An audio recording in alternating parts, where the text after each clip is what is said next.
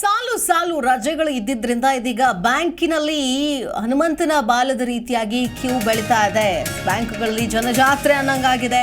ಅಕ್ಷಯ ತೃತೀಯ ಎರಡನೇ ಶನಿವಾರ ಭಾನುವಾರ ಬ್ಯಾಂಕ್ ರಜೆ ಇತ್ತು. ಸಾಲು ಸಾಲು ರಜೆಯಿಂದ ಇದೀಗ ಸೋಮವಾರ ಬಂದರೆ ಸಾಕು ಬ್ಯಾಂಕಿಗೆ ಹೋಗಿ ಕೆಲಸ ಕಾರ್ಯಗಳನ್ನ ಮುಗಿಸ್ಕೊಳ್ಳೋಣ ಅನ್ನುವಂಥ ನಿಟ್ಟಲ್ಲಿ ಜನ ದಾಂಗುಡಿ ಇಟ್ಟಿದ್ದಾರೆ. ಅದರಲ್ಲೂ ಸೋಮವಾರ ಮಧ್ಯಾಹ್ನ ಆದರೂ ಕೂಡ ಸರತಿ ಸಾಲು ಕಡಿಮೆ ಆಗಲೇ ಇಲ್ಲ. 3 ದಿನ ಬ್ಯಾಂಕ್ ಕಾರ್ಯದಲ್ಲಿ ವ್ಯತ್ಯಯ ಆಗಿರೋ ಹಿನ್ನೆಲೆಯಲ್ಲಿ ಚಾಮರಾಜನಗರದ ಬ್ಯಾಂಕ್ಗಳಲ್ಲಿ ಒಮ್ಮೆಲೆ ದಾಂಗುಡಿ ಇಟ್ಟರು. ಅಕ್ಷಯ ತೃತೀಯಗೆ ಎರಡನೇ ಶನಿವಾರ ಭಾನುವಾರ ಬ್ಯಾಂಕ್ನ ರಜೆಯ ಎಫೆಕ್ಟ್ ಇಷ್ಟು ದೊಡ್ಡ ಮಟ್ಟದ ಸಂಖ್ಯೆಯಲ್ಲಿ ಜನ ಬರೋದಕ್ಕೆ ಕಾರಣ ಆಯಿತು. ಸೋಮವಾರದಂದು ಅಂದರೆ ಮಧ್ಯಾಹ್ನ ಆದರೂ ಗಡಿ ಜಿಲ್ಲೆಯಲ್ಲಿ ಸರತಿ ಸಾಲಿನಲ್ಲಿ ಜನ ಇದ್ದರು. ಬಿಸಿಲನ್ನು ಲೆಕ್ಕಿಸದೆ ಸರತಿ ಸಾಲಿನಲ್ಲಿ ಬ್ಯಾಂಕ್ ಅಂದರೆ ದುಡ್ಡು ಡ್ರಾ ಮಾಡೋದಕ್ಕೆ ಅಥವಾ ಡೆಪಾಸಿಟ್ ಮಾಡೋದಕ್ಕೆ ಅಥವಾ ಬೇರೆ ಬೇರೆ ಕಾರಣಗಳು ಇದ್ದೇ ಇರುತ್ತೆ. ಸೊ ಈ ಕಾರಣಗಳಿಂದಾಗಿ ಜನವೋ ಜನ ಅನ್ನೋ ಹಾಗಾಯಿತು. ಬ್ಯಾಂಕಿನಲ್ಲಿ 3 ದಿನಗಳ ಕಾಲ ಬ್ಯಾಂಕ್ ಕಾರ್ಯದಲ್ಲಿ ವ್ಯತ್ಯಯ ಆಗಿರೋದ್ರಿಂದ ಒಮ್ಮೆಲೆ ಜನ ಬಂದಿದ್ದರಿಂದ ಬ್ಯಾಂಕ್ ಸಿಬ್ಬಂದಿ ಕೂಡ ಒಂದು ಕ್ಷಣ ತಡಬಡಿಸುವಂತಹ ಸಿಚುವೇಶನ್. ಯಾಕಂತಂದ್ರೆ ಊಟಕ್ಕೆ ಹೋಗೋದಕ್ಕೂ ಪುರ್ಸೊತ್ತಿಲ್ಲ ಅನ್ನಂಗಾಯಿತು ಇವತ್ತು ಬ್ಯಾಂಕ್ನವ್ರಿಗೆ.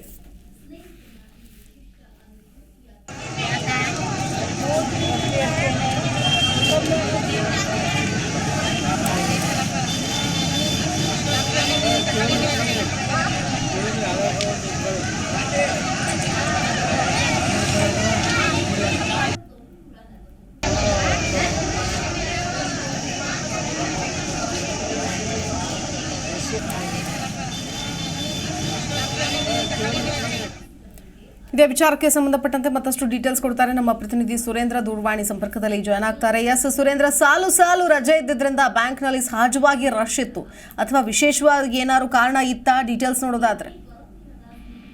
ಹೌದು ಶಿಲ್ಪಾ, ಸಾಲು ಸಾಲು ರಜೆ ಬಳಿಕ ಸೋಮವಾರದಂದು ಬ್ಯಾಂಕ್ಗಳು ಕಾರ್ಯಚಟುವಟಿಕೆಯನ್ನು ಆರಂಭಿಸಿದ ಹಿನ್ನೆಲೆಯಲ್ಲಿ ಚಾಮರಾಜನಗರದ ಬಹುತೇಕ ಬ್ಯಾಂಕ್ಗಳಲ್ಲಿ ಬೆಳಗ್ಗೆಯಿಂದ ಮಧ್ಯಾಹ್ನ 2ರ ತನಕ ಕೂಡ ಒಂದು ಜನಜಾತ್ರೆ ಸೇರಿತ್ತು.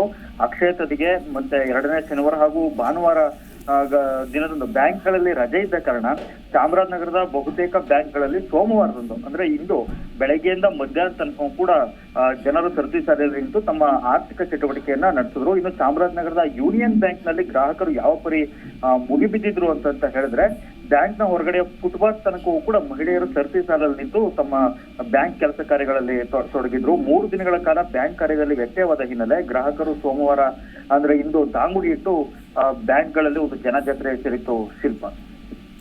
ಓಕೆ, ಧನ್ಯವಾದ ಸುರೇಂದ್ರ ಡೀಟೇಲ್ಸ್ಗಾಗಿ.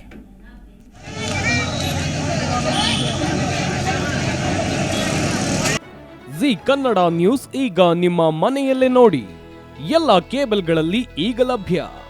ಸನ್ Direct 292, Jio TV 1334, U digital 162, City cable 51, GTPL 17, Abhishek cables 821, rock line telecommunication 51, Shri Basaveshwara number 60, Vinayaka digital number 53, in digital number 896ರಲ್ಲಿ.